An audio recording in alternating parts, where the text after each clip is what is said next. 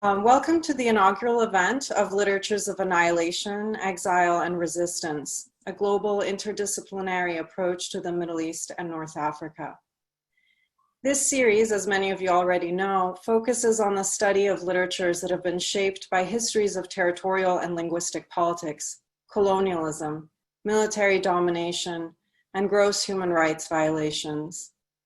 The initiative grapples with the constructed nature of history, reimagines American and global history from the position of suppressed voices, and examines how minoritized writers and scholars have historically innovated literary production and theory in the process of responding to systemic violence.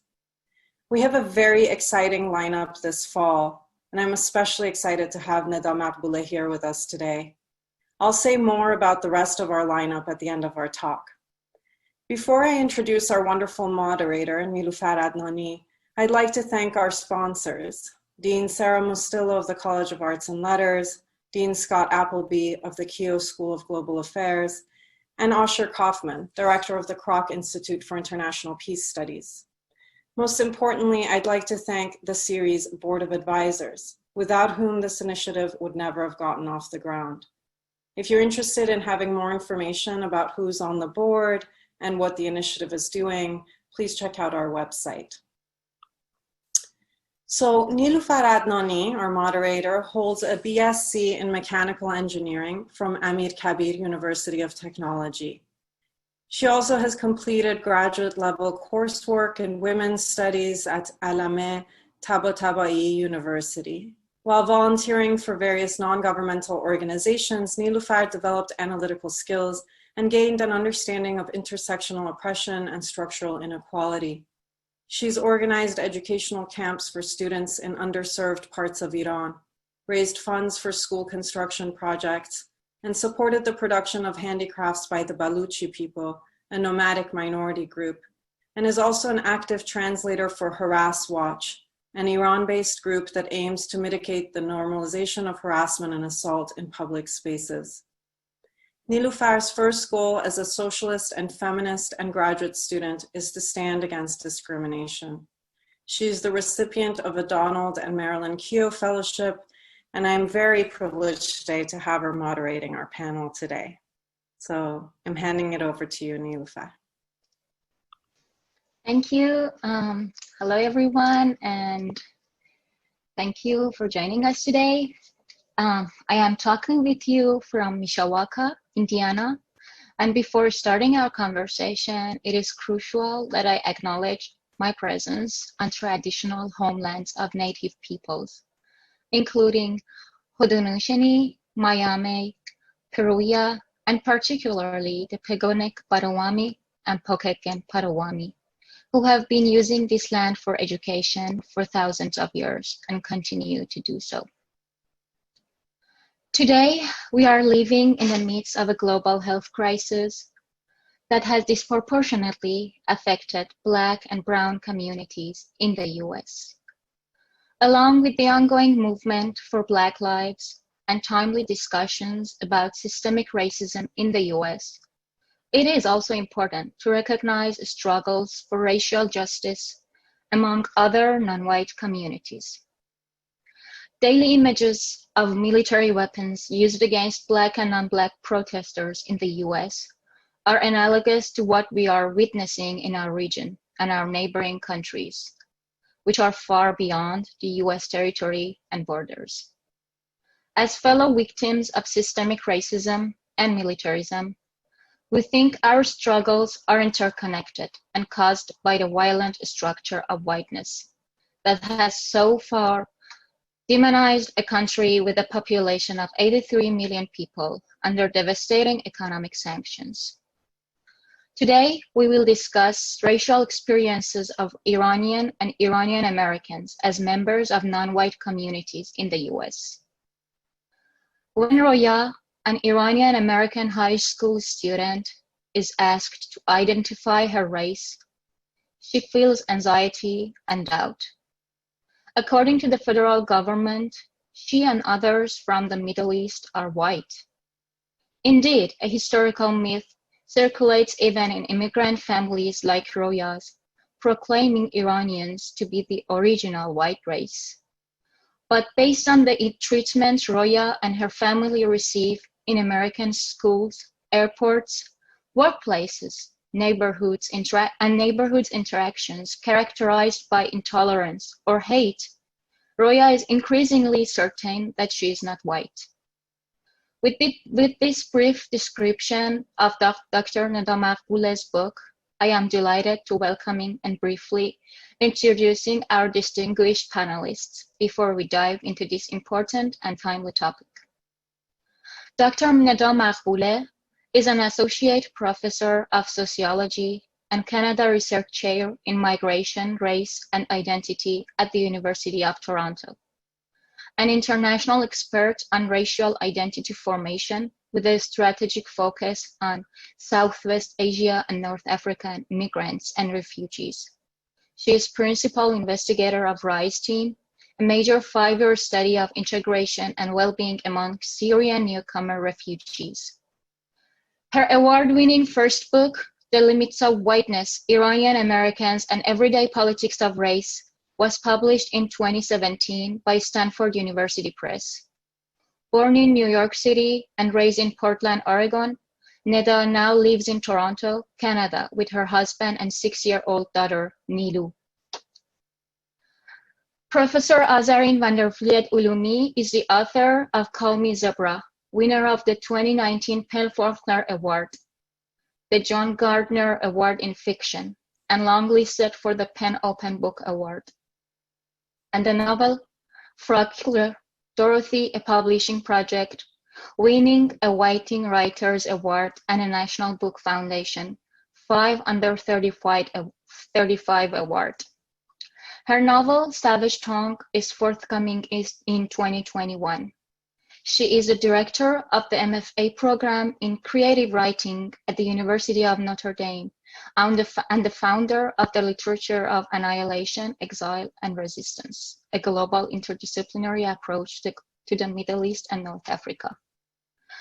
Before we start the conversation, I wanted to remind you that we will have sometimes after our panelists are done with their speaking for Q&A, and you can use the chat function for dropping your questions. Also, the entire session will be recorded and posted online in case you had any connectivity issue or time conflict with other classes and you wanted to watch this session later.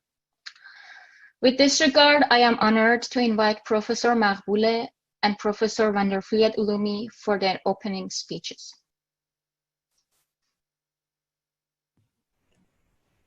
Hi, everyone.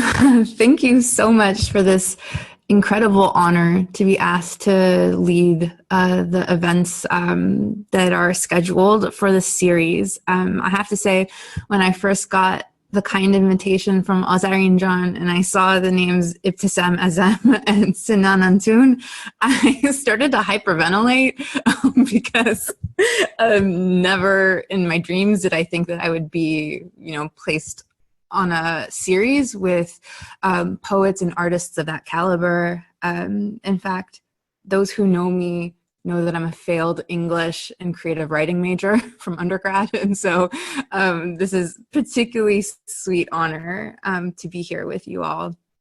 And of course, it's not unique that so many of us, I think, are often pushed out of certain fields because our references have not been canonized. We are made very marginalized in those spaces, but I certainly have felt that way with those, again, when I was 18, like early experiences in spaces seeking to interpret and analyze literature. And so again, I just can't tell you like what a trip this is. So I've been asked to read a little bit from the text.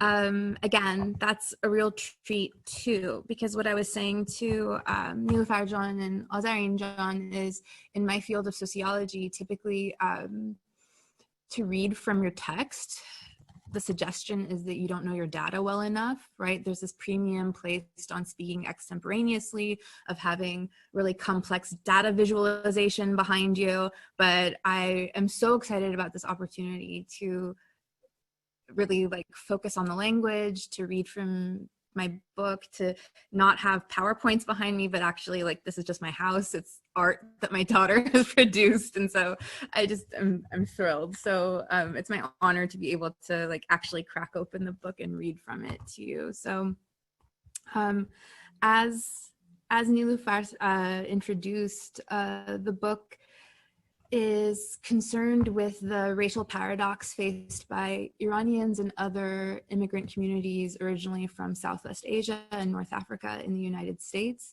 In particular, following 1965 and the relaxation of different immigration quotas and restrictions against people from the global South, striving to resettle in places like North America, we have this expansion of different communities that are trying to claim space in the United States. But as I show in my book, you also have the formalization of racial categories in spaces like the US Census that then really legitimize and place particularly communities from that part of the world within the broader white category, so that you see this text right after the boxes that will say white peoples with origins in Europe, the Middle East, and North Africa. And so in my book, chapter by chapter, I take almost like a life course approach to understanding what that paradox means of being, sort of labeled by the state as white, but also treated extra legally and legally by the state as not white oftentimes. What does that mean at different sort of moments in a young person's socialization and growing up in the United States? So we go from the first chapters, which are looking at the childhood home, and there we're examining myths about whiteness and race that traffic both in Iran and in the Iranian diaspora. So these are some of the first ideas that youth are exposed to in the immigrant household. Then we follow youth through schools where they're being socialized into the US racial hierarchy and given very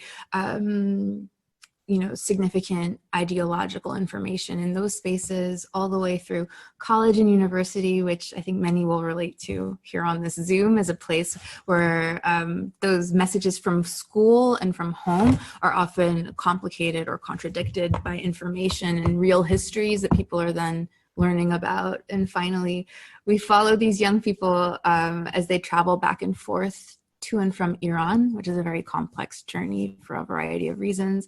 And then finally, at a kind of utopian, progressive, anti-racist summer camp that many of the youth in my study attended. And finally, the passage I'm going to read today, it comes from the conclusion of the book, actually. And what's interesting is I talk about myself a bit in the book here and there, but then the conclusion is really, I guess, the reveal of significant things that have happened in my own personal history and my family's history that led to, this being sort of the first chapter of my career, the first 10 years of my career. So I'm going to read from the conclusion, chapter 7, which is titled Being Brown. July 4, 2002 was a particularly humid Independence Day in Boston. That year, my family and I were among the thousands of revelers who descended in undulating waves down to the banks of the Charles River to see the fireworks.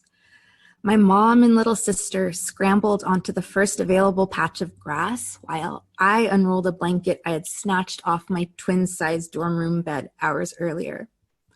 My aunt unpacked almonds, cantaloupe, and soda from a plastic shopping bag. My dad, ambling slowly as he does, brought up the rear. It was the summer between my sophomore and junior years of college, and I had stayed on campus to work. For the first time, my family had come to visit me in New England. As we fanned ourselves on the blanket, my parents discussed how 20 years earlier to the day, they had boarded a 4th of July flight to Portland, Oregon, with me at 9 months old in tow. We were striking out on our own, away from New York City, where I was born, and where, as new immigrants, my parents worked in a Persian rug store owned by my dad's extended family. Within a year of arriving in Portland, my parents had opened a Persian rug store on Skid Row in Portland's Old Town / Chinatown. By the time my sister was born and my aunt had come from Iran to live with us during the vicious and protracted Iran-Iraq War, our family store had relocated a half-mile west to a historic building called the Pitak Block. In 1914, when it was first built, among the block's many tenants were the city's major daily newspaper, which it still is, the Oregonian, and the local electric company. But by the late 1980s, the building remained stately though dilapidated, and the utility company, the paper, and many of the other businesses had long since moved out. Our rug store was on the southeastern corner of the building, along with a needle sharing program. And in the wake of the first dot-com boom and bust when I left for college, my parents' store was struggling. I didn't know that by the time I would graduate, they would be forced to close it. So that morning in Boston, July 4, 2002, I was the last to notice the white woman on the next blanket over who was staring at us in disgust. She stared at my dad in particular, who in a bit of confusion politely smiled back at her between his bites of cantaloupe. She whispered something in her companion's ear. They rolled up their blanket and left, flip-flop sandals smacking up and down against the ground. We didn't see or think about the women for a few minutes until two men in sunglasses and cargo shorts began to walk in wide circles around our blanket. "Oh my God, Khodoya," my mom whispered to me in Persian. "The cops are watching us." The July humidity was already intense, but it began to feel suffocating. Within seconds, a uniformed police officer and his K-9 approached us. "What brings you folks down here today?" the officer asked my dad. "4th of July, the fireworks," my dad replied.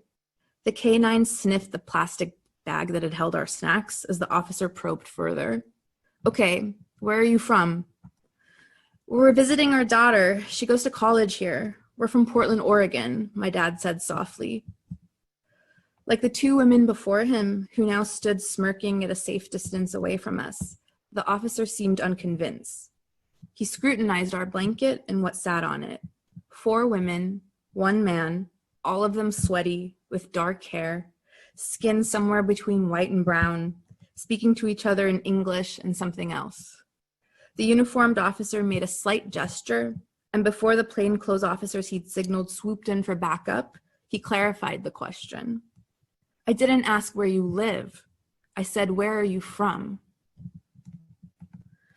For a long time, where an immigrant was from defined his or her ability to become an American or to even enter America in the first place. And where an immigrant was from functioned in some ways as an immigrant's race. Whiteness was an imprecise business with incredibly high stakes. Being white or from a white place meant eligibility for citizenship, home and business ownership, and intermarriage with other whites. Immigrants from Asia and the broad Middle East put the boundaries of whiteness to the legal test in the early 20th century.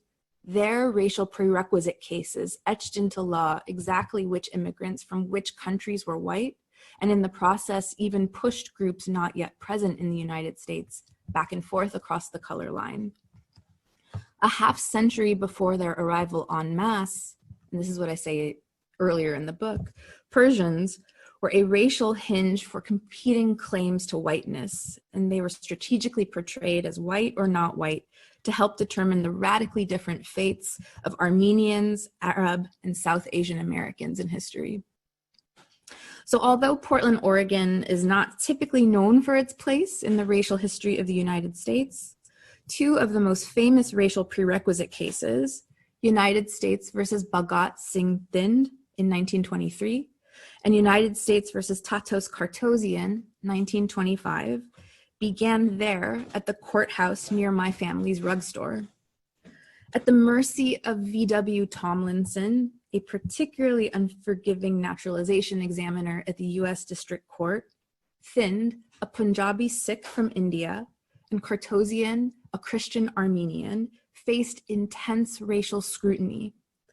Thind was an honorably discharged U.S. Army soldier who identified himself as, quote, Caucasian, and claimed that he was white.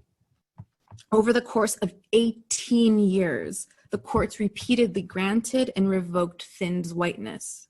By 1923, his case went from Portland to the US Supreme Court, which ruled that despite ambiguities of caste, geography, language, ethnicity, and religion, thinned and by extension all South Asians were definitively not white and therefore ineligible for US citizenship. That same year, as a new Federal Bureau of Immigration and Naturalization, or INS, the predecessor to ICE, was established, Tatos Kartosian also applied for US citizenship, also in Portland, Oregon. When Kartosian was ordered to present himself to the court for visual scrutiny, he brought his wife, Helen, and 3 of their 4 children.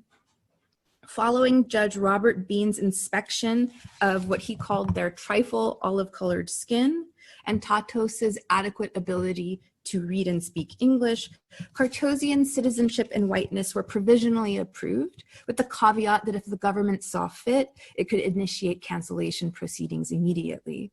And so that's what happened. Inspector Tomlinson, who had already received guidance from the Bureau to hold applications from, quote, Hindus, Turks, people of the Barbary states, Algeria, Morocco, Tunisia, and Egypt, Persians, Syrians, and other Asiatics to hold those for extra scrutiny, he wrote to his supervisor in Seattle to object to the approval of Kartosian's application. To Tomlinson, Armenians like Kartosian were, quote, so closely related to the Persians, the Kurds, the Afghans, the Baluchis, that it is difficult to distinguish them as white persons. So in short order, the Attorney General's office initiated a suit, United States versus Kartosian, to cancel Kartosian's citizenship based on racial ineligibility. And across the country, a different US district court ruled that pending Kartosian for Chicago area applicants, Armenian, Syrian, Turk, and Persian, also did not qualify for naturalization as, quote, free white person. In every corner of the United States, naturalization applications for these racially in-between immigrants were suspended, with all eyes on the Portland court to settle the matter. And just as it was for my own family in Portland, Oregon, this was not the original port of entry for the Kartosians. My parents arrived in New York City after leaving Iran. Tatos and Hazel Kartosian had arrived in New York City from Armenia, escaping the Armenian Tatar massacres of 1905 to 1907. Tatos, like my father, was put to work in the family business, Kartosian Brothers, Inc., a Persian rug store.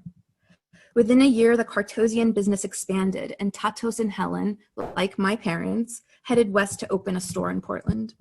With them, they brought their children, Hazel, age 6, Vahan, age 4, Ori, age 2, and they had another child, Ardash, after their move. And just like my sister and me, the littlest Kartosian kids were raised on the rug store floor until they reached school age. By all accounts, the Kartosians thrived in Portland.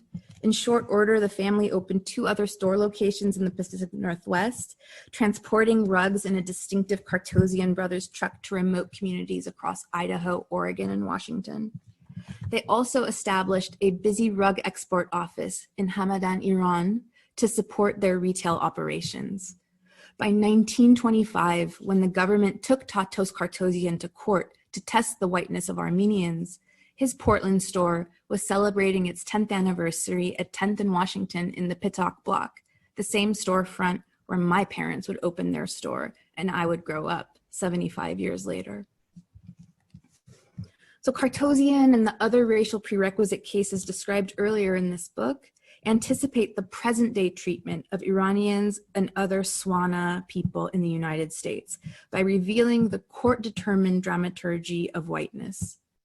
In other words, their stories lay bare how American immigration, citizenship, and race-based laws and policies demanded a performance of white identity from liminal in-between people for the judgment of powerful majority group European Americans. For a claimant like Kartosian, to effectively perform whiteness meant that he had to organize and deploy a full suite of characteristics, alliances, affiliations, behaviors, and appearances to the court. To win his suit and to carry Armenian Americans along with him, Kartosian and his legal team not only presented sworn testimony supporting Armenian whiteness from expert witnesses like Franz Boas, the anthropologist, but also they were called to the stand ordinary, quote unquote, Armenians who had married especially well. And in this situation, that meant they had outmarried with other white European Americans, or they were called to the court to speak about being Protestant rather than apostolic. So during a time of supposedly scientific racial knowledge in the 1920s, Kartosian was required to stage a social construction of American whiteness for the court. One feature that has not been analyzed in these types of racial prerequisite cases are the roles that are played on and off stage by liminal claimants' American-born or raised children. Even though the most famous image from Kartosian prominently featured Tatos with his young adult daughters, Hazel and Ori. This picture, it's originally published by the Oregonian on April 8, 1924. You can find it really easily on the internet. And it's published under the headline, Racial Questions Involved in Trial. The photo captures the patriarch Kartosian from the waist up. He's a handsome middle-aged man in a fitted three-piece wool suit with a watch chain draped prominently off the top buttonhole of his waistcoat. Kartosian's daughters flank him on either side. They're young women with slightly bobbed hair, the most conservative of the fashionable hairstyles of the mid-1920s. Ori, age 22, wore a mink stole, its head turned prominently to face the camera. Hazel, age 26, was tucked under her father's outstretched arm, and she wore a modest overcoat, dress, and delicate necklace. It's not hard to imagine that the image conveying the family's not too prosperous prosperity was carefully staged. At the trial, it was Ori and Hazel, not their brothers, who took the stand in defense of their father's naturalization application. The lawyers for the defense presented the daughters as strong evidence of their father's whiteness. They were upstanding, well-groomed, and confident young women with perfect attendance as pupils in local Portland public schools. They were, the court argued, proof incarnate of Armenian assimilability and Christian grace. With the fate of their citizenship on the line, the Kartosian family and their legal counsel strategically deployed or muted every possible piece of social evidence at hand to make Armenians legibly white to the court. Presenting the Kartosian daughters as having sloughed off their Armenianness in favor of a mainstream American identity was essential to prove not only the whiteness of their father, but the whiteness of their ethno-national community in its entirety. Outside the Kartosian ruling, however, the evidence left behind about the everyday lives of the Kartosian daughters tells a slightly different story. Hazel, in particular, radically self-identified as Armenian and was strongly affiliated with her heritage in Portland. As a teenager at Franklin High School, she appeared in the pages of the local newspaper with fascinating regularity. She was an outspoken leader of her girls' debate team, on which she orated about Armenian history during tournaments. She sang patriotic songs about Armenian liberty in her native Armenian tongue at a niece's elementary school recital. She demonstrated Persian rug weaving techniques for customers in the corner of her father's rug store. Even as a teenager and into her 20s, Hazel was an outspoken critic of war crimes against Armenia, and she raised thousands of dollars for the Armenian victims of massacre and genocide, delivering well-received public lectures to both secular and religious audiences around town. Before the court, however, Hazel's and her father's race was debatable and contested. Through the prism of the Kartosian ruling, the racial fate of Armenian Americans was the subject of public curiosity and of grave legal consequence. In punishingly assimilative times, Hazel nonetheless practiced a hybrid identity as a second-generation youth. Evidence of her love, commitment, and affiliation with where she was from, not just where she lived, cannot be denied. In July 1925, the U.S. District Court in Portland ruled on Kartosian. Armenians were found to be white, and the government's cancellation suit was dismissed. Kartosian could retain his American citizenship. In July 2002, on the banks of the Charles River, my family, with our similar quasi-threatening, semi-legible race warranted extra scrutiny too. To the Boston police and the concerned citizens on the next blanket over, the important thing wasn't figuring out where we lived, but pinning down the dark, elusive place where we and the people who look like us are from. Our white legal classification and American citizenship, granted by proxy since Cartosian, couldn't shield us that day. I'll end there. I know that Niloofar June, you have a lot of really, really rich questions to pose, and Azareen's going to jump in with all of her insights as well. So I just want to thank you for this and look forward to the conversation also with the audience.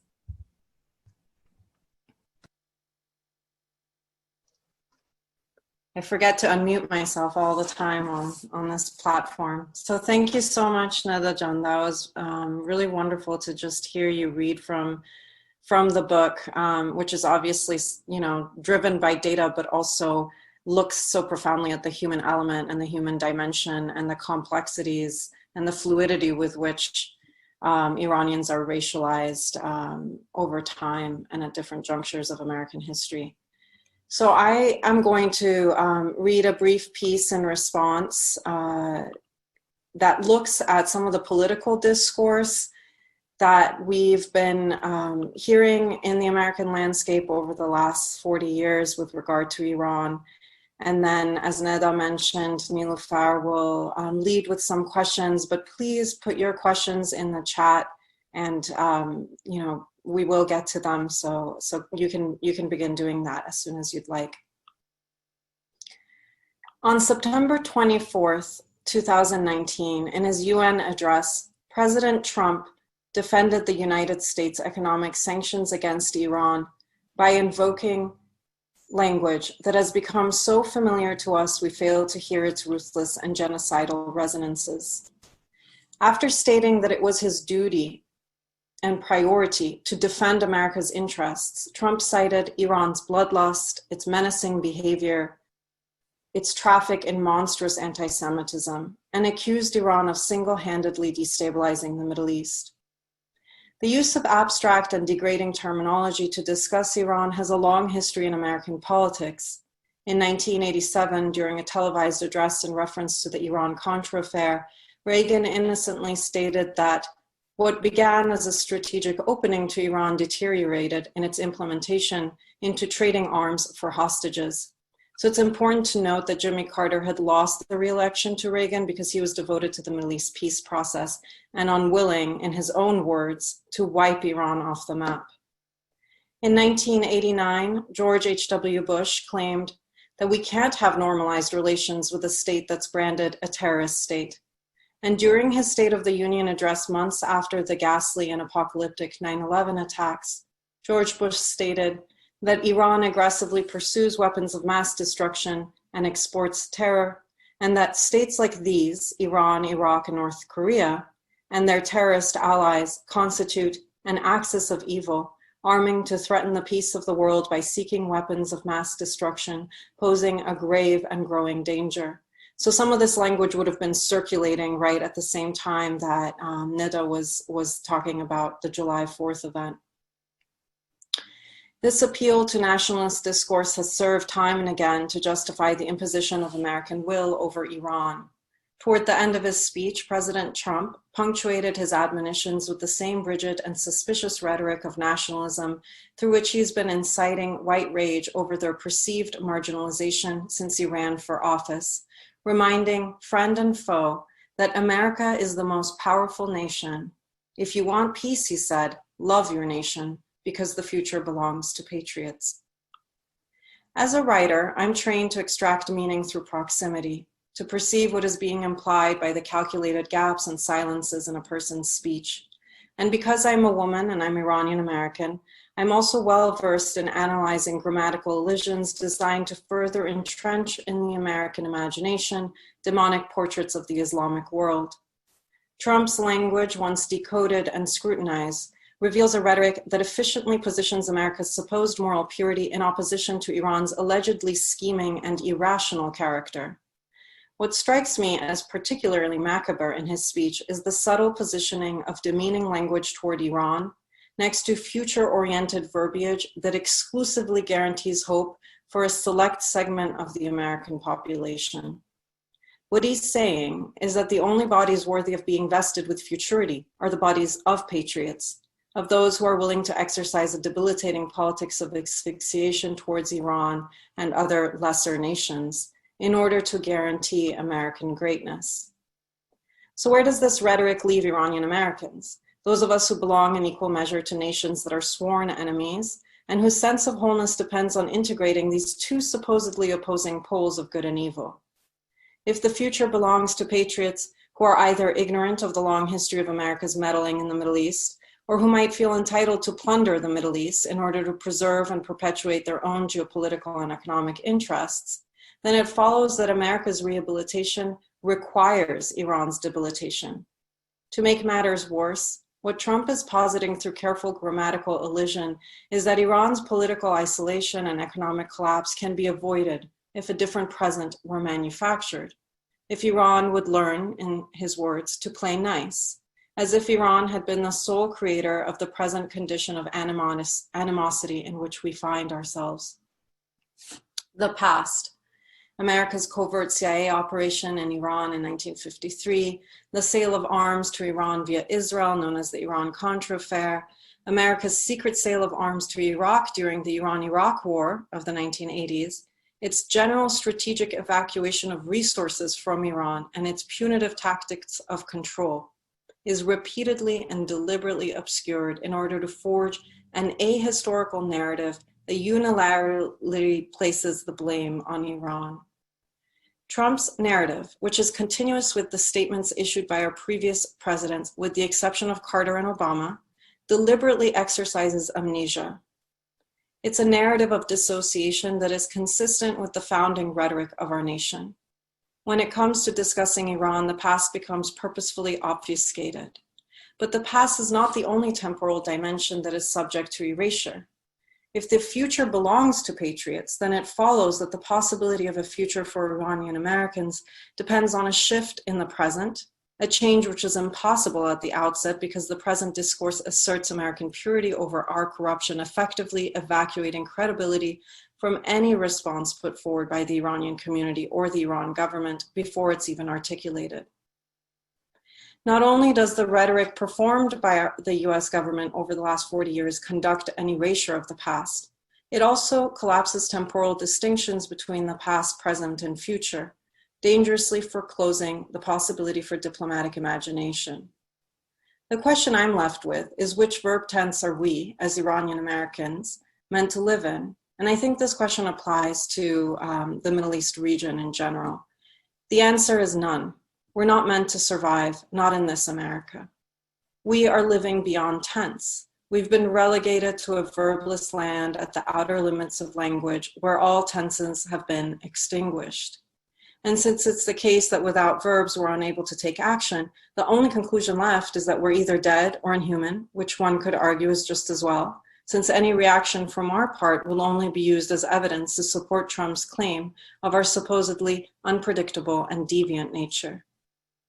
To complicate matters further, all Iranian Americans are at one point or another the target of a double demonization, suspected by both parties as a potential betrayer.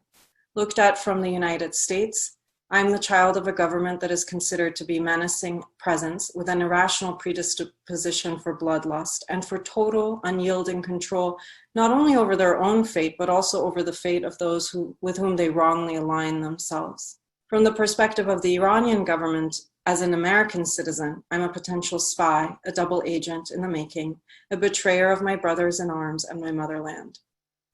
My body, forged by two nations who have been at one another's throats for as long as I've been alive, has been caught in that crossfire. To be Iranian American is to be caught in the false logic of binary oppositions. The two sides of our personhoods, seemingly contradictory and paradoxical, are continually made to disappear into one another. We cannot be both good and evil, morally pure and corrupt, people simultaneously endowed with transparent and deviant intentions. Having been forced into the margins of the body politic through this double demonization, it should come as no surprise that I would turn to language itself, into the very materiality of words, into my medium of resistance. What other option am I left with than to commit myself to the power of language in order to parse through, counter, or reappropriate the very judgments that have been wielded against me and other Iranian Americans? If I were to stop writing, I would fall into the silencing vessel of repression constructed on both sides by state-sanctioned violence.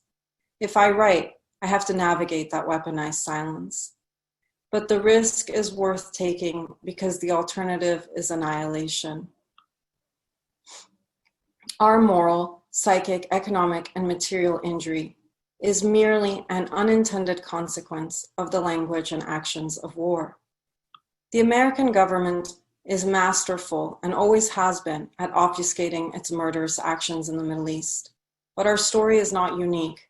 The birth of the nation as we know it today has its roots in the ethnic cleansing and mass displacement of indigenous tribes, the kidnapping and enslavement of Black bodies, the abuse of generations of Chinese and Chinese American men who built the very railways that allowed white progress to garner even more speed, the repression of Japanese Americans in World War II, the exploitation and disenfranchisement of migrants from Central South America who toil our soil, the plunder of the Middle East to fuel the nation's ongoing industrial revolution.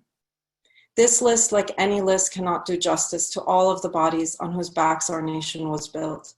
Bodies who were subsequently treated as disposable and against whom the fantasy of whiteness as purity, virtuosity, moral superiority has reconsolidated to great effect, occasionally emerging into full relief through the office of the president, which employs language such as terrorist state, axis of evil, the future belongs to patriots.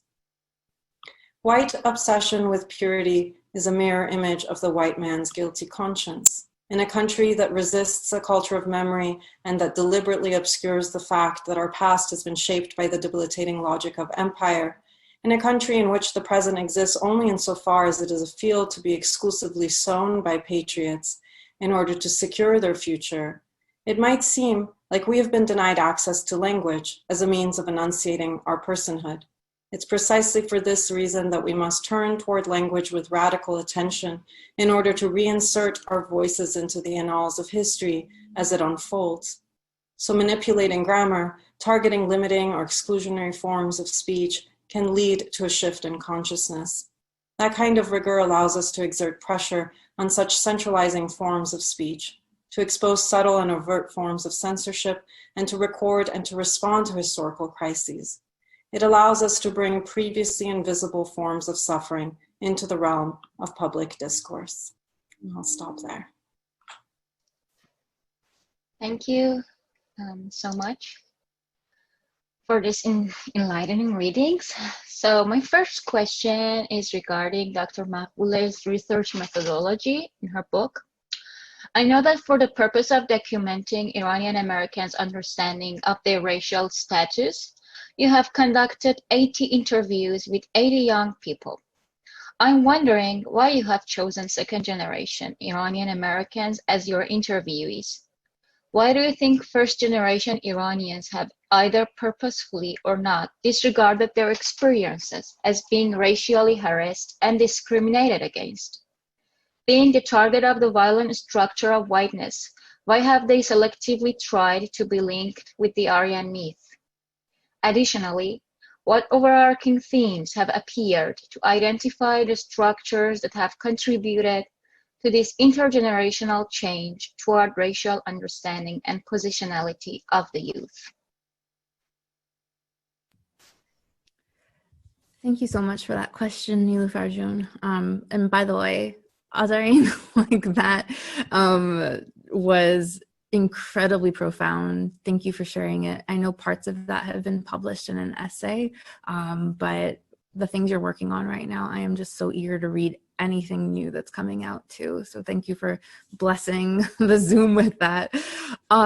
So I, drawn a variety of different qualitative methods in my book. The bulk of the evidence comes from, as you said, interviews that were conducted with youth who were born and raised in the United States to at least one parent who identifies as coming from Iran.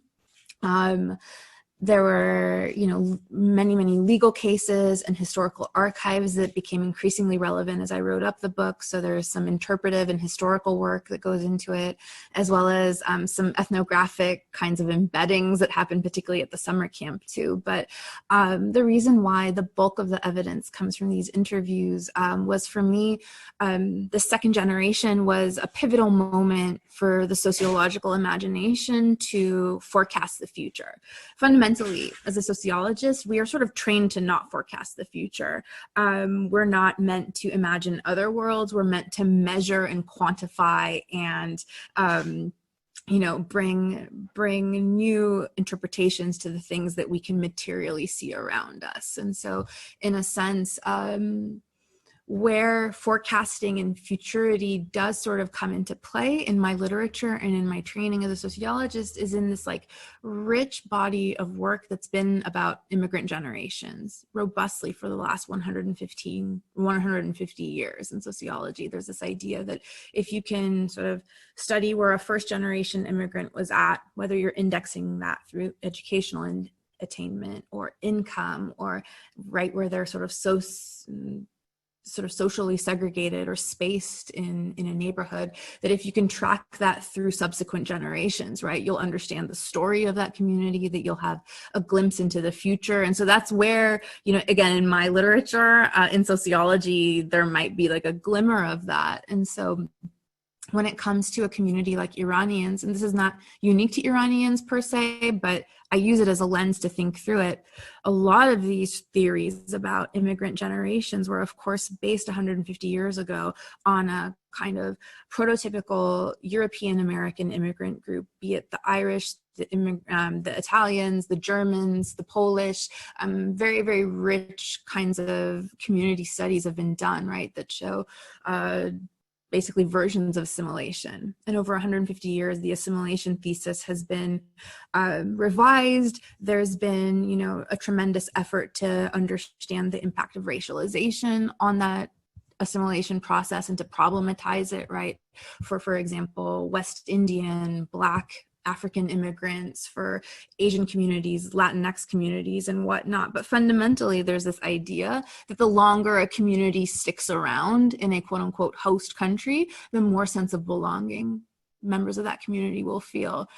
And my work with the second generation was to begin to undermine that premise, to say, what if it's in fact that the longer a community sticks around, the more these generations sit with the complexity of both of the histories they inherit, the history of their homeland and the history of where their families now are making space. What if that actually produces more non-belonging, right? And really undermines the overall assimilation thesis. And so fundamentally, I find first generation parents who were really the ones that like generously allowed me to do this work. Technically, in social science research, when you're working with quote unquote human subjects, you need consent, approval, right? We have everything from the Tuskegee syphilis studies to other, times when social scientists and other scientists have really abused their power and they've taken advantage of groups. And so fundamentally, like, I had to do this research with permission, both from the people who were above 18 and can consent for themselves, but also the youth. I had to get permission from their parents. And so the parents who very generously let this like stranger follow their families around and hang out with them, they trusted me with their stories. And so I'm fundamentally fascinated as well by the first generation parents. I don't believe in doing work that's rigorous, that's going to paint easy heroes and villains. And so to your point, Niloofar, John, when you said, why is it that do I think first generation Iranian Americans may sometimes sublimate or not speak of and silence, right, the more complex issues that they've faced around workplace hostility, discrimination, straight up violence in some cases. I don't blame them. I think part of the story is, of course, like the totalizing nature of power and whiteness in American society that produces any number of efforts by so many racialized people, right, to prove that they belong, to to undermine their sense of connection to other identities, but also, fundamentally, when you're looking at Iranian history too, the time period in which these grandparents and parents who allowed their families to be part of my study, the environment in which they were socialized and they came up in Iran was one where there was the making of this great Iranian nationalist myth, right?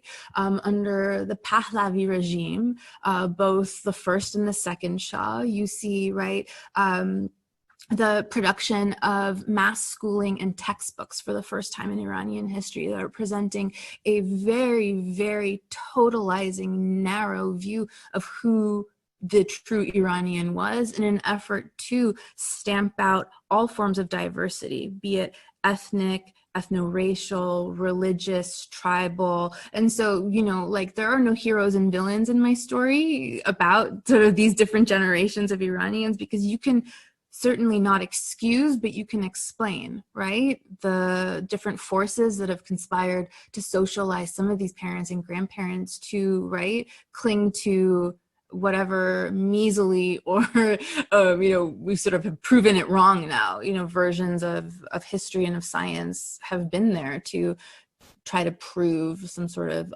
Aryan or white identity that's like the pure Iran.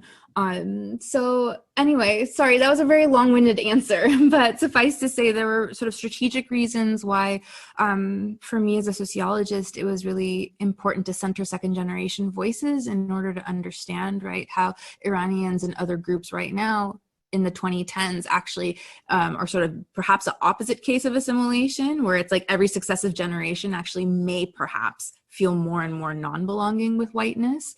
But also, so there were sociology reasons, but there was, I think, also sort of some very authentic reasons that were specific to Iranian history and the oppressive and totalizing regime of the Pahlavi era in informing that choice too.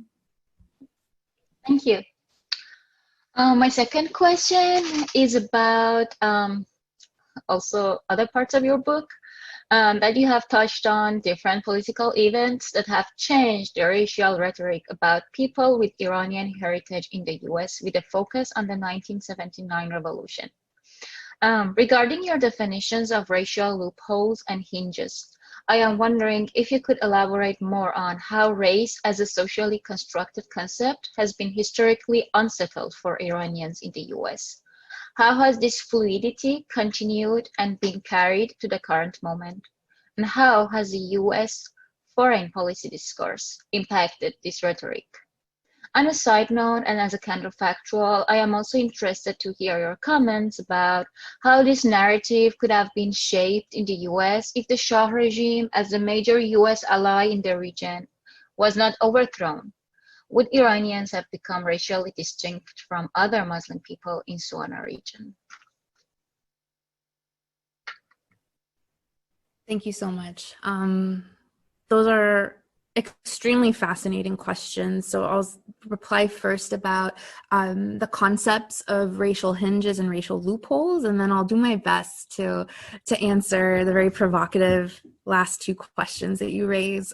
So yeah, in my book, I try to forward two concepts that, again, germinated from my analysis of the Iranian-American situation, but I've been so heartened that they're concepts that are transferable, I think, to the historical and lived experiences of other communities, and there are other people in the field that have been taking these concepts and doing that transference work, which is super exciting. So racial hinges is the concept I'm using to understand the history, for example, of all of these racial prerequisite cases in the United States, where you can literally go into the transcripts and the court documents and you see that before they've even shown up as immigrants in court themselves trying to claim whiteness, the specter of Iranians is present in these court transcripts. And so, for example, you have cases like Bhagat Singh Thind, where it could be a South Asian claimant, someone with roots in the sort of area we would call India, Pakistan, Bangladesh, sort of people from that region now, when they would go to court, again, at the turn of the century, to make claims to whiteness, they were not only using similar myths to what we were describing, sort of circulating in Iran, things like the Aryan myth, but they would specifically, right, try to pinpoint a family history of connecting to Parsis in India, and Parsi comes from the word Persian. It's this sort of 8th century migration of people from that region to this region. And so there are many ways that South Asian claimants very specifically say, the court in the United States should consider me white because I'm actually like Iranians. I'm like these Persians. But then you have ample evidence in court of Arabs and Armenians who go to court, and they actually are saying the opposite thing. They're using Iranians in the opposite way. So they're also talking about Iranians who are not technically present in the court either, but they are often saying, right, do you really want to know who the brown people are from my part of the world that aren't eligible for citizenship? It's those Mohammedans. It's those Muslims in Iran, right? We're the European-facing, Christian-oriented Arabs and Armenians, and for that reason, we are white, but the people that you should exclude are the ones over here. And so this ability for a group like Iranians to be marshaled, right, for different purposes that are actually, right, quite conflicting and paradoxical, I say they operate as a racial hinge. And so the concept comes from the more historical work that I did, but in fact, when you read, whether it's artistic production, Hollywood, or you're looking at just, ample evidence of different sorts of news items that feature Iranian Americans trying to live their lives, you see, right, that the hinge mechanism is still really relevant. But then, of course, so what do we think about these environments where someone who's like legally white, for example, like Americans, is facing, let's say, harassment from a boss or discrimination that has to do with their identity in some shape or form? What happens when a modern day, present day Iranian American tries to get some sort of recourse through official channel of the state, like the law? That's where I came up with the concept of racial loopholes, to try to understand how is it that so many cases featuring Iranian American victims or plaintiffs actually get caught up in court and there is no redress that's found. And it's because, again, that tension between the strongest arm of the law in the United States being a race-based claim to equity or discrimination. I mean, if the United States is sort of in this like situation right now where, affirmative action is being undermined at every turn, and there's, sort of unparalleled for our lifetime forms of violence and murder that are being committed against Black Americans, you can only imagine, right, that this sort of like loophole where can Iranians exist as a racialized person in the eyes of the law, that's very like incoherent. And so you have all these cases that I describe in my book where basically the court says like, hey, white on white crime can't happen. And so are you sure you're not facing like a religious kind of a discrimination? Could we sell this potentially as something having to do with national origin? But again, the roots of a race-based claim to justice in the United States, though highly problematic and, leaving so much to be desired on the table right now. Nonetheless, that's the strongest arm of the law. And so when you have people who are trying to make claims and to hear those, sort of validated, that hasn't happened in the cases of many people from MENA and Iran in the United States. So loopholes comes from like what happens, right? People keep falling through this loophole. And so to address the other pieces of your really important question, I think that the work that I'm trying to do now in particular is not just looking kind of at the ticky-tacky stuff around immigration and race and the sociological literature to understand, right, are groups like Iranians going to become more brown, more white, but to say, right, like we've actually underpowered and under-theorized in sociology the role of foreign policy and of war making and military intervention in these racial formation projects. And so my next book project is really trying to not only sort of problematize the literature in the ways that I've done in Limits of Whiteness, but to more directly attempt to, again, like a sociologist, sort of measure, understand, quantify, and interpret the actual effect of these sorts of hostilities and war-making activities on what we see as a kind of racial category here in the US too. And so the idea I'm kind of playing with for the next book project, it's tentatively titled Disintegration, and it's to really blow up the assimilation frameworks and the integration frameworks in my field of study to understand, right, how the explosive things that are happening over there are absolutely producing effects for these communities over here. And then, Niloofar, about the counterfactual that you posed, again, I think that when we go back into the history and we could potentially imagine an environment where, you know, you didn't have a CIA coup, you didn't have sort of the 1979 revolution that overthrew the regime of the Shah, I think that you could still go into the archive, right, and see where there were so many attempts to by Iranians in Iran, right, to connect their struggles and their experiences to third world liberation movements, to the break at around 1968, that I think even if we were to pull that thread and to imagine, right, like an environment right now that hadn't gone the way that it did, I think there were so many forces within the country that were, again, oriented to a South-South sort of political consciousness and movement that I have a hard time imagining a world where Iran wouldn't be, right, kind of posed as this type of threat, because that revolutionary spirit was there. Whether or not the revolution was going to happen in the ways that it did in 1979, you have that legacy there in place. So I think it's very true that Iran, like Syria, like so many places, would come to stand in for the boogeyman that it has in this present moment. Okay. And last question for you is that regarding the manifold sets of gendered, ethnic, and religious identities present in the context of Swana region, how would you explain the collaboration between these oppressive institutions in the region and in the US? For example, anti-Blackness and colorism in regional communities, Farsi hegemony and the domination over dairy, and so on. How could we rethink our relationship with other non-white communities in the US? How do you think we might move beyond conventional boundaries to resist the whiteness structure and its consequences? How might we practice decolonizing our racial knowledge and understanding? Retheorizing and relearning our everyday experiences. What efforts have been made so far among Iranian and Iranian American communities aligned with other Swana and diasporic communities in the US? Thank you for that. So I think I mentioned at the beginning of the Zoom that although I show up in the text like in earlier chapters, it's not until chapter 7 that I really write sort of from the first person in a full-throated way.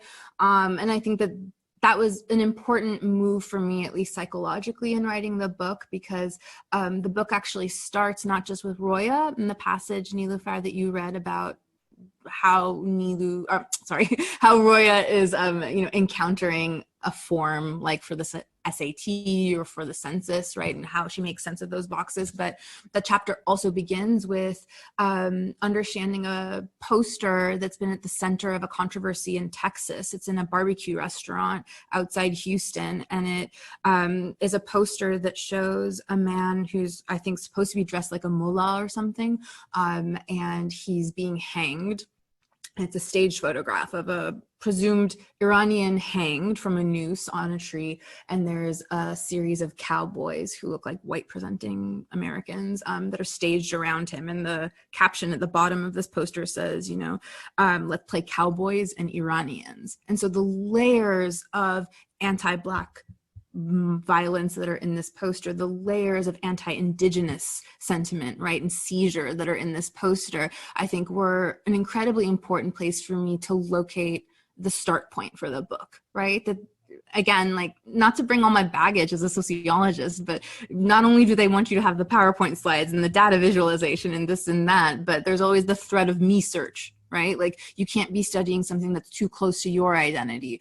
And so, to be fair, like, I think that that's bullshit oftentimes, but also, like, it was very important for me to start the book with the identification of those original sins of the murder of Black people, their enslavement, chattel slavery. I had to begin with the seizure and theft of Indigenous lands, and to understand how those operate not just as metaphors in the landscape of the poster, but those are these structurizing, like, building blocks of Iranian American life, are actually these sorts of, original sites of violence that we're still living with in 2020. And so I start the book actually really by taking a step back, not centering per se Iranians or myself, but to understand through the poster, right, how this connects to anti-Blackness, how this connects to anti-indigeneity. And so, again, you are raising such an important point, which is that not only is there something like the Aryan myth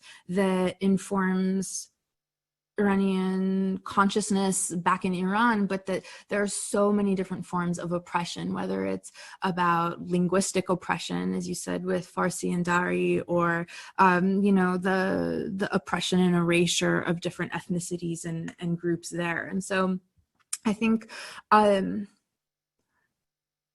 for me, in order to write the book that I wanted to write, both in my position as an American and my position as an Iranian identifying person, I kept really close to something that my mentor, George Lipsitz, wrote 20 years ago. George Lipsitz, if you don't know his work, is a white historian who's done a tremendous amount of work, not just in whiteness studies, but fundamentally has been involved in movements for racial justice and for freedom. But he never tries to be something he's not, is what I'm trying to say. And I think this is really important in light of so many conversations that are happening on social media and on the internet right now about our positionality in our work. And when we strive to do work that serves communities that we may or may not belong to, George Lipsitz, for me, has been the fundamental example of someone who is doing authentic, beautiful work in community with people, but not necessarily, right, directly with people that he may share identity categories with. And he's always been very sort of upfront about that in his work. And so 20 years ago, George Lipsitz wrote this. He said, "We do not choose our color, but we do choose our commitments. We do not choose our parents, but we choose our politics." And so that is, I think, fundamentally something that served me in trying to understand my sites of privilege as an Iranian person, as a Persian-speaking person, right? As somebody who was born, for example, to two parents who are from Tehran as well, right? And so trying to understand the privileges that I have given my family's context and history, both in Iran, but then also, of course, like my position as a second generation Iranian who does not speak English with like a accent that's perceived as foreign, right? That certainly has been asked if I'm Italian at times, And so, again, this idea that like we don't choose our parents, but we do choose our politics. We do not choose our color, but we do choose our commitments. I think that has been a real guiding light for me. And it's something that I think Iranians and so many others of us who need to really be conscientious about these things can strive to consider.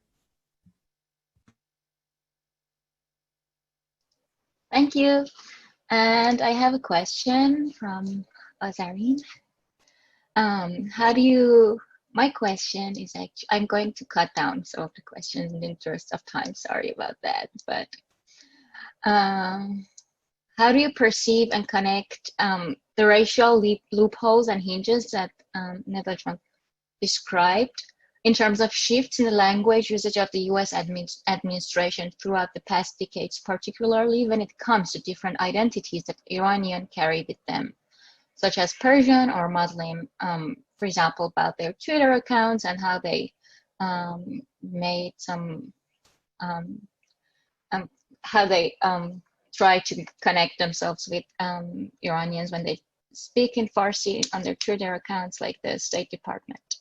What are the consequences of the US usage of this violent and racist language toward the multi-ethnic and multiracial population living in Iran? Mm-hmm.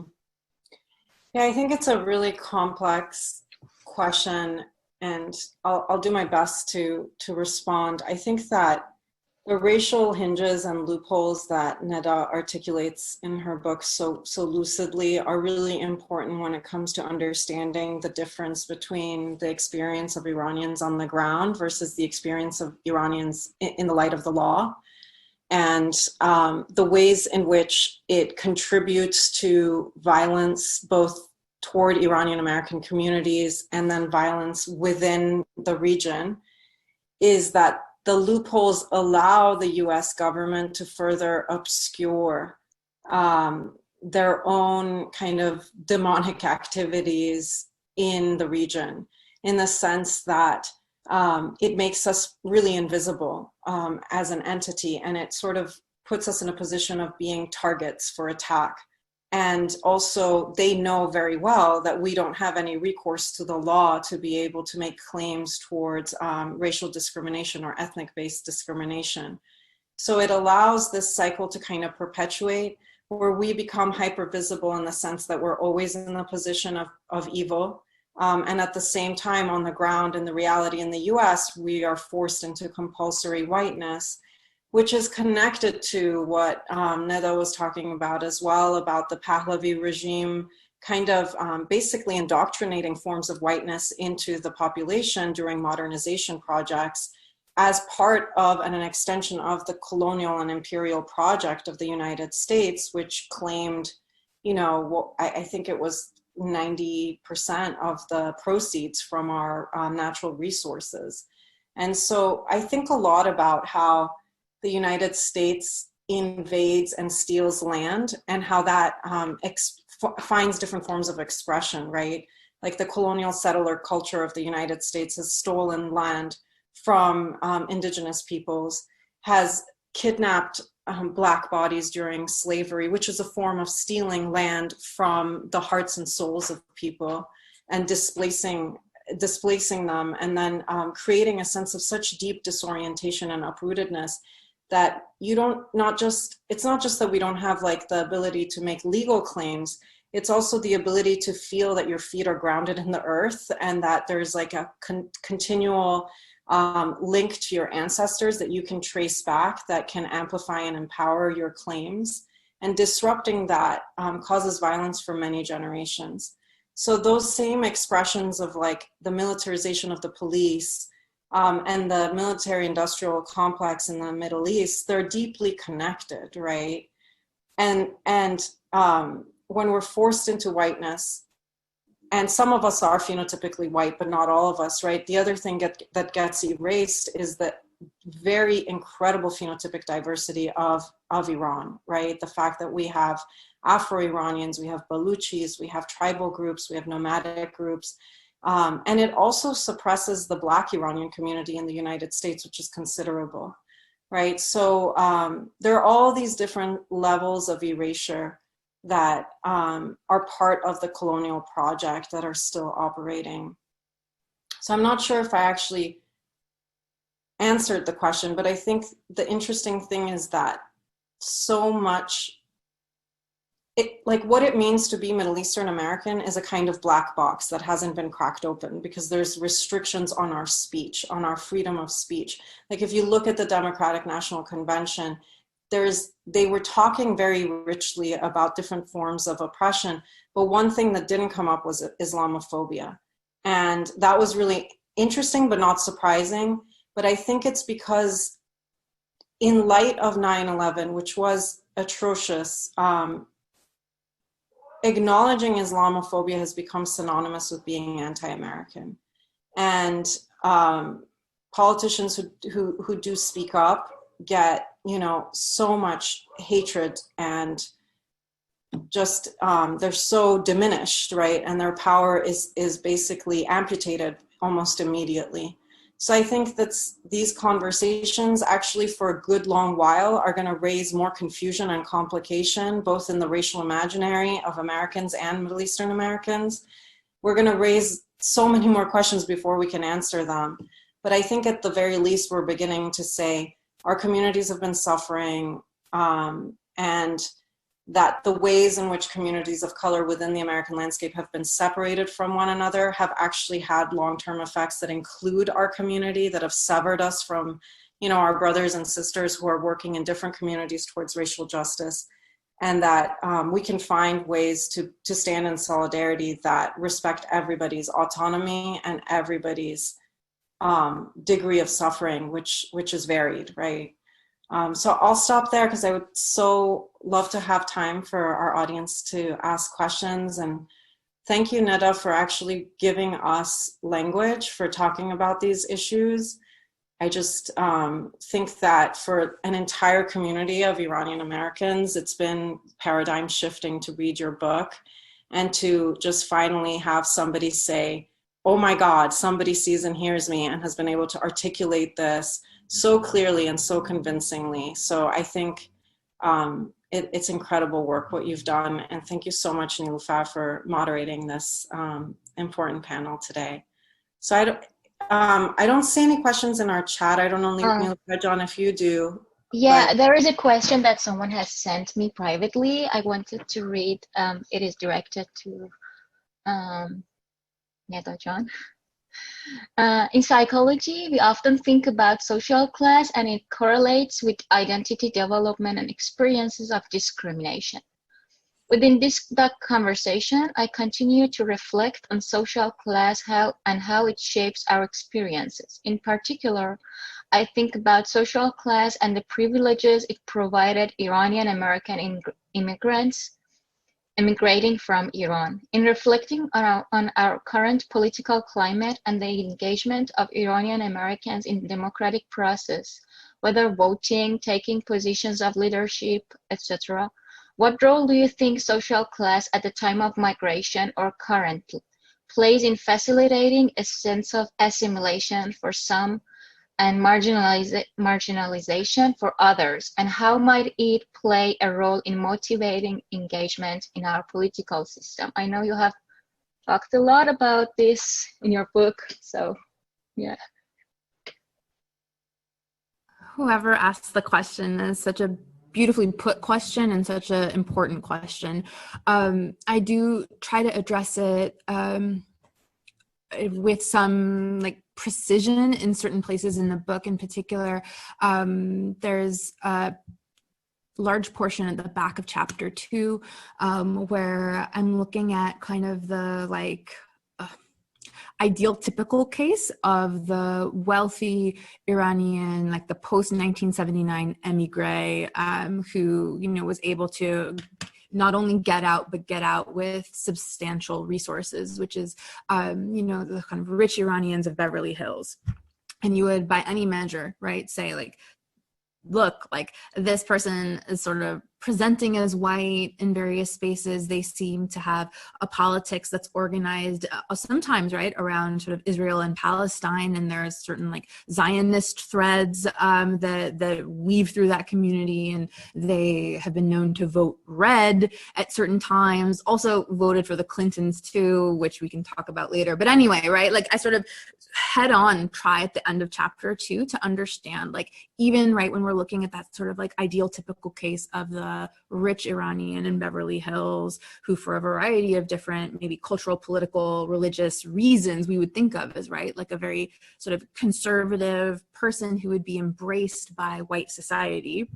And they certainly are, and they certainly have been able to gain and retain lots of political power in some spaces. But nonetheless, I chart through the 1990s and through the 2000s how that particular Iranian community of very wealthy people in Beverly Hills has successfully been legislated out of those neighborhoods through the use of housing codes and this identification and articulation of Iranian or Persian modes of aesthetics that govern how people's landscapes look, how new construction and renovations sometimes often look in those neighborhoods, and the successful attempts of city councils and homeowners associations to actually push out Iranians for being too garish, for being too loud. And so there's a variety of not just journalistic accounts of this that substantiate this in the news record, but also like, you know, the city of Beverly Hills, I was able to download PDFs of like all of their meeting notes, right?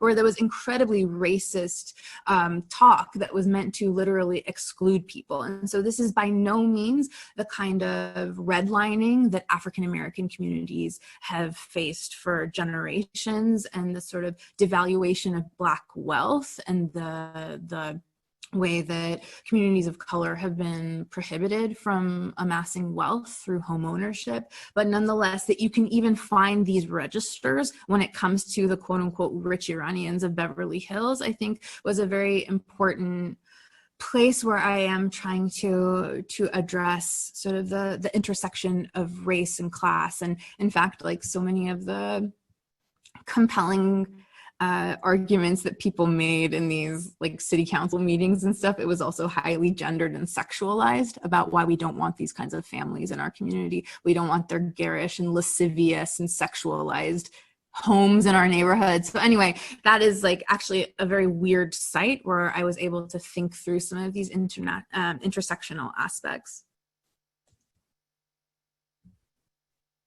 Okay, and the next question is a bit tricky, I guess.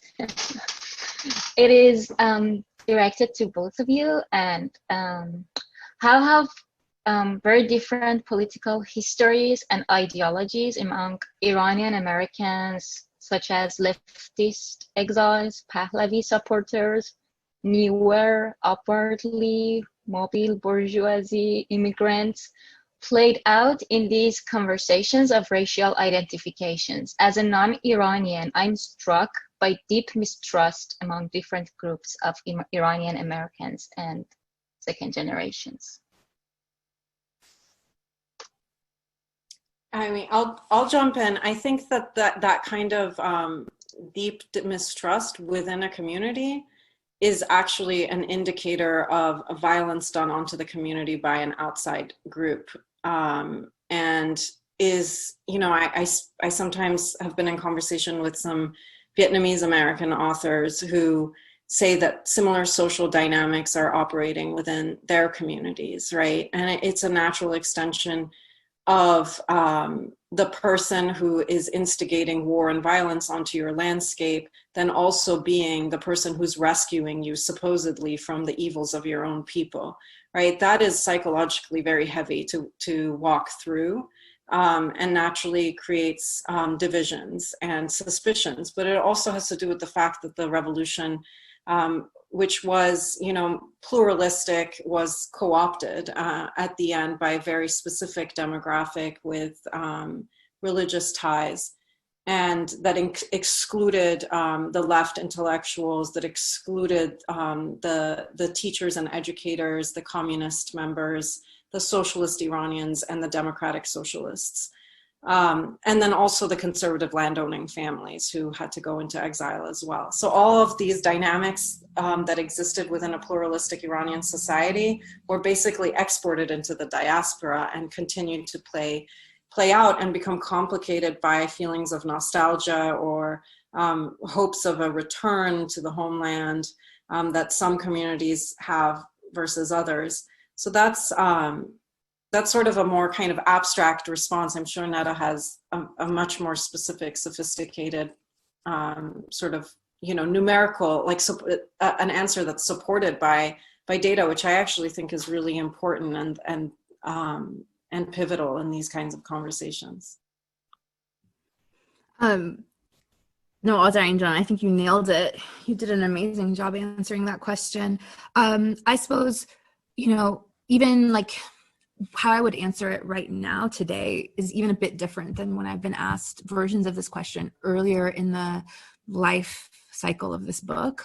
So let's say like between the election of Trump and 2020-ish, I would say, like I'm seeing some convergence actually, that across these differences that have historically made this a very fragmented and fractured diaspora, that you have something like the Muslim travel ban, right? That is actually bringing together like strange bedfellows in the Iranian community who said like enough is enough, actually, right?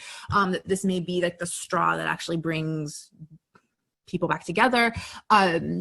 But that said, I think right now, with the amount of like misinformation and incredible kinds of coercive and yeah, just like the landscape in general, not just for Iranians, but so many others right now is like so incredibly mistrustful that previously, like, yeah, like you're saying, Azareen John, like the data I would have brought to this would have said, well, okay, so guys, in 2015, the US Census did a nationally representative survey that included Iranians. So nationally representative, meaning it would capture, right? Sort of all of these different political orientations and these fractured sort of class dynamics and these sorts of things. And nonetheless, right, that when the Census Bureau did a test in 2015, it showed that, the majority of Iranians would go for a racial ID box of Middle Eastern, North African were it to be offered to them. And this didn't include any kind of follow-up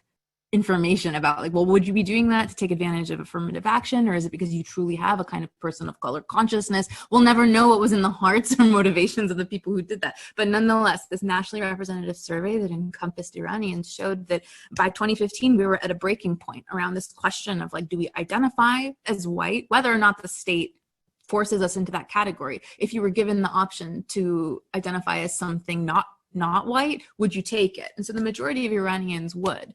Then, of course, as you know, Trump was elected and the plans to have the MENA box on the census were left behind. And we can get into like why that is. We don't have time, but there's a lot of different reasons why we might think that happened. But nonetheless, so, you could, I think, find like evidence of some convergence around identity. But now with 2020, both, sort of at home here in the United States and also in the Iranian diaspora, with particular sort of targeted efforts to create unrest and foment within that diaspora at a sort of like all-time high that is like blowing my mind in 2020. I'm not sure, I don't have very good evidence right now of any sort of potential convergence. It just feels like even more disintegration and divergence from one another. And thank you so much all for taking the time to be here.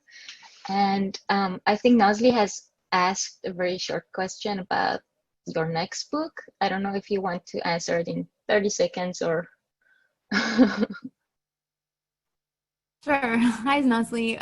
So I think I mentioned a little bit earlier in the Zoom, but I am like very interested in, again, trying to grapple with and find evidence to transform some of the ways that we measure and think about race in sociology, to also account for the racializing and totalizing structure and effects of war abroad, of foreign policy, of consistent demonization of those communities through our televisions, and to operationalize that in the same way, right, that we can sort of measure racial identity, or we could quantify, right, the different multiple dimensions of race. I think we haven't done such a great job of doing this sort of like foreign policy, outwardly oriented work in sociology, and integrating that into how that affects domestic categories here at home. And so that's hopefully what I'll be doing in the next year, is sort of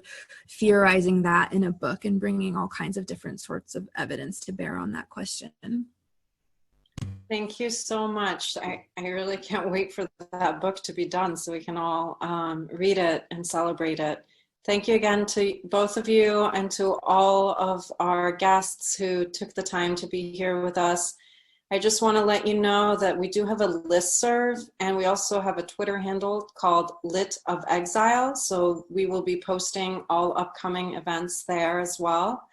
And our next event is the first Friday of October, and is going to feature Palestinian writer and journalist Ibtisam Azam, and is co-sponsored by Harvard's Religion, Conflict, and Peace Initiative. So we're very thankful to them. And Hilary Rantisi, who's the associate director of that initiative and a senior fellow at the Religious Literacy Project of Harvard's Divinity School, will be a discussant. And a Turkish Anglophone writer who's here with us today, Nazli Koka, will be moderating that panel. Nazli's also conducted an interview with Neda Maghbouleh that will be up on our website along with this video if you want to share and distribute or revisit. So thank you all, and thanks again to our sponsors for creating this space so that we can have these urgent discussions. And we look forward to seeing you. And thanks again, Neda and Niloofar Jan. Khodafez. Khodafez, bye-bye.